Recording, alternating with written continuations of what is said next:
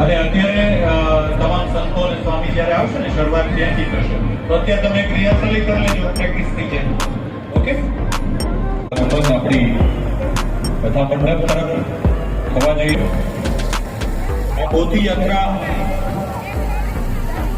અલગ અલગ ઢંગે બહેનો ભક્તો આપ શ્રીને બધા વિનંતી છે કે આપ ઝડપથી પોથી યાત્રા મંડપમાં પ્રવેશ કરવા જઈ રહી છે. ત્યાં પોથીનું આપણે સ્વાગત કરી શકીએ. જે પોથી યાત્રામાં જોડાયેલા છે તે લોકો પધારશે. ત્યારબાદ યજમાન શ્રી તમામ ભક્તો પોથી ધારણ કરી છે મસ્તક ઉપર, એ તમામ બહેનો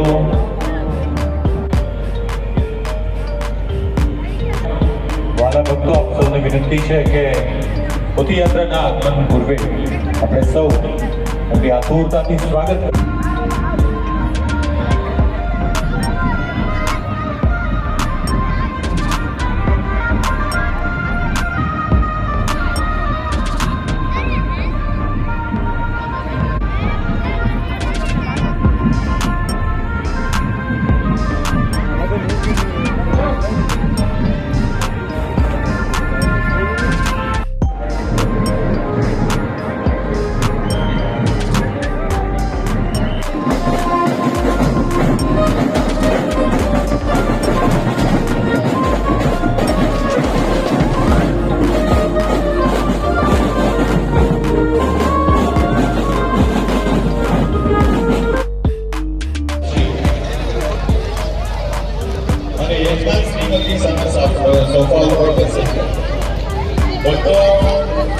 સૌને વિનંતી છે કે આ દિવસોની ડિસિપ્લિનથી કથા સાંભળી રહ્યા છો.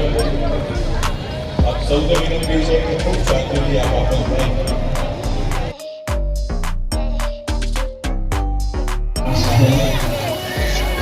अनुभव को सुनता है वो शब्दों की जरूरत नहीं पड़ती.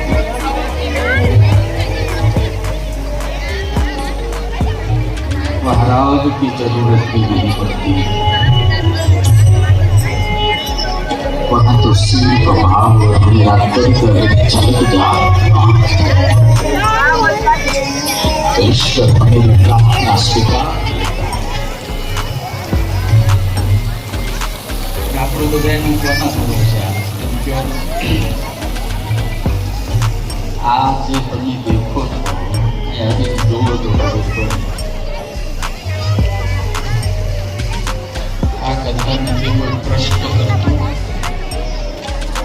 નથી કોઈ સંસ્થા કરતું. આપણો જો રાજકોટ વાળા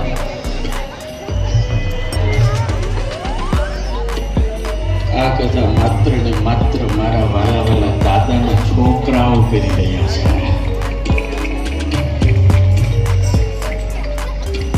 જો કોઈ ટ્રસ્ટ કરતું હોત ને સંસ્થા કરતી હોત ને એનું લેબલ લખ્યું હોત ને તો હનુમાનજી આખા ઉભા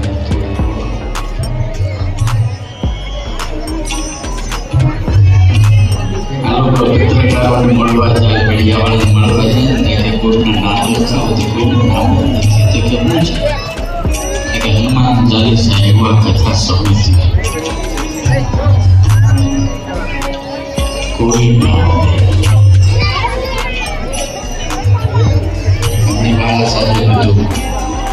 કોઈના લાભાર્થી નથી. તે સાંભળજો, કોઈના લાભાર્થી આ કથા નથી. કોઈના